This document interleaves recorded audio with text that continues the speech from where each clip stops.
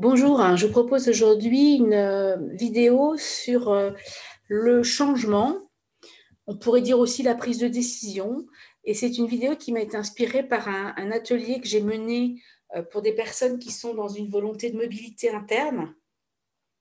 Et voilà, et donc j'avais envie, suite à cet atelier, de créer cette vidéo pour vous donner peut-être quelques éléments justement sur au fond, quel est votre profil à vous?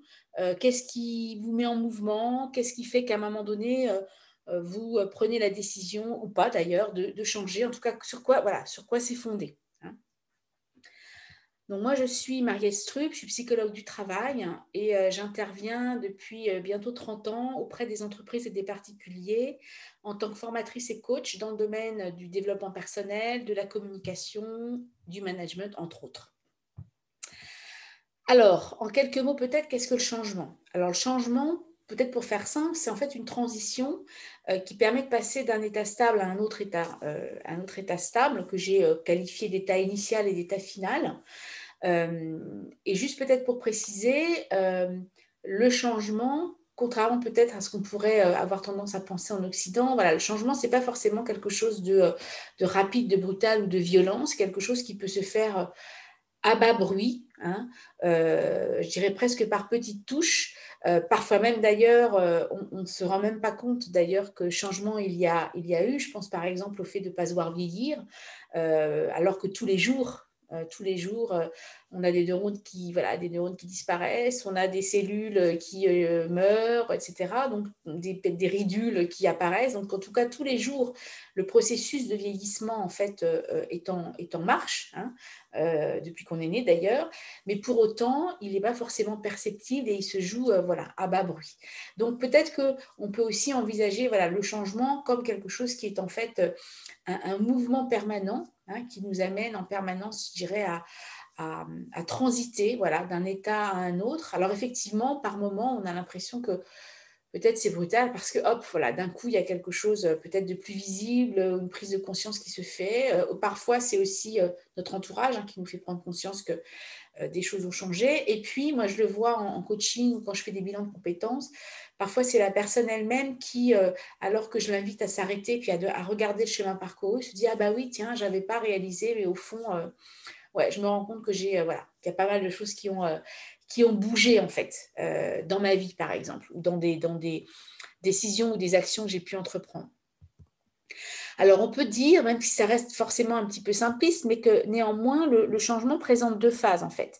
Une première qui renvoie à la situation initiale, qui est de renoncer à une manière de faire antérieure. Parce que pour qu'il y ait changement, il faut à un moment donné rompre les liens qui nous attachent, nous rattachent à la situation initiale, c'est-à-dire celle au fond qu'on est censé quitter, hein. Et donc, ça suppose de passer par une forme de renoncement, et c'est la raison pour laquelle on parle, même si ce terme n'est pas toujours très joli, de faire son deuil. Et puis, cette deuxième phase, même si tout ça, évidemment, se joue dans une forme de continuité, il n'y a pas de rupture nécessairement, qui est de mettre en œuvre une nouvelle manière de faire. C'est vraiment cette idée que si on utilise un mot plus psychologique, voire psychanalytique, il est nécessaire à un moment donné de désinvestir la situation initiale ou celle que l'on veut quitter pour pouvoir s'engager, pour pouvoir investir d'un point de vue psychique, voire affectif, une situation future à laquelle potentiellement, on va dire, on aspire.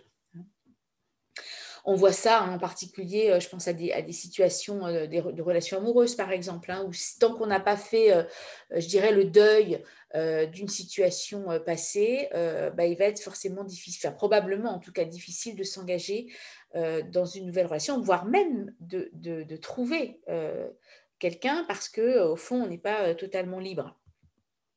Alors, je voulais partager avec vous cette jolie citation de Kurt Lewin, qui est un peu le père de la dynamique de groupe et de la psychologie sociale, et qui nous dit que si on veut comprendre comment fonctionne quelque chose, il faut essayer de le changer. Enfin, essayer de le changer.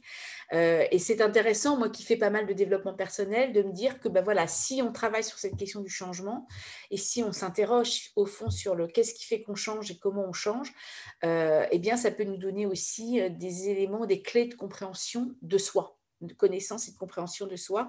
Et c'est ce à quoi vous invite aussi cette vidéo. Alors, on distingue justement deux schémas comportementaux pour passer à l'action. Et passer à l'action, c'est à la fois des leviers de motivation, de prise de décision et donc de changement. Ce que je vais vous présenter là est issu de la PNL, programmation neurolinguistique. Et donc, on distingue en programmation neurolinguistique deux schémas. Le premier, c'est celui que l'on va appeler les personnes s'éloigner d'eux. Et donc, on voit le petit bonhomme là qui a tendance à, enfin, qui s'échappe, qui échappe en tout cas quelque part à une situation dont il s'éloigne. Et puis, des personnes qu'on va appeler des personnes aller vers. Alors, en général, on a une dominante, plutôt s'éloigner d'eux, plutôt aller vers. Parfois, il est difficile de savoir précisément quelle est notre dominante parce qu'on peut avoir l'impression d'être un peu des deux, parce que c'est vrai qu'en fonction du moment où on est dans le changement, ben, parfois, on peut passer d'un s'éloigner d'eux à un aller vers. Hein. C'est ce qu'on retrouve d'ailleurs au moment où on commence à investir la situation future, ben, on va être plutôt dans du aller vers. Néanmoins, ce qui va être intéressant pour peut-être identifier quel est son profil dominant, c'est qu'est-ce qui, au départ, à l'origine, en fait, nous met en mouvement. Et ça peut nous donner quelques clés. Si toutefois, ça ne vous donne pas plus de clés que ça, vous pouvez aussi regarder ça en fonction des différentes sphères de votre vie, hein, vie personnelle, amicale, amoureuse, familiale, vie professionnelle, par exemple, ou de regarder carrément des situations pour, même a posteriori, dire, tiens, qu'est-ce qui, dans telle situation où un changement a été initié, qu'est-ce qui a présidé en fait à l'enclenchement des choses. Voilà. Hein. Donc tout ça pour vous, voilà, vous aider à vous déterminer. Alors on va détailler chacun des profils. Donc les personnes s'éloigner d'eux sont des personnes qui, comme je le disais, ont tendance à fuir les problèmes, à fuir les difficultés, à éviter les conséquences déplaisantes d'une situation et à éviter les ennuis. Ce sont par exemple, si je prends le cas d'une personne qui réfléchit à une mobilité professionnelle, par exemple, qui va plutôt décider et choisir de partir et donc de changer par rapport à la situation qu'elle est en train de vivre, c'est-à-dire par rapport à des déconvenus, des inconvénients, des désagréments liés à la situation dans laquelle elle est en fait. Et c'est presque le je ne supporte plus la situation dans laquelle je suis qui va en fait déclencher le début d'une idée, voire d'un projet de changement, hein, et donc de mobilité. Ce sont des personnes qui vont regarder plutôt ce qu'elles ont à perdre que ce qu'elles ont à gagner. Hein, donc, elles vont plutôt avoir un côté parfois pessimiste, certains diront réaliste aussi. Hein, c'est aussi le côté positif du s'éloigner d'eux.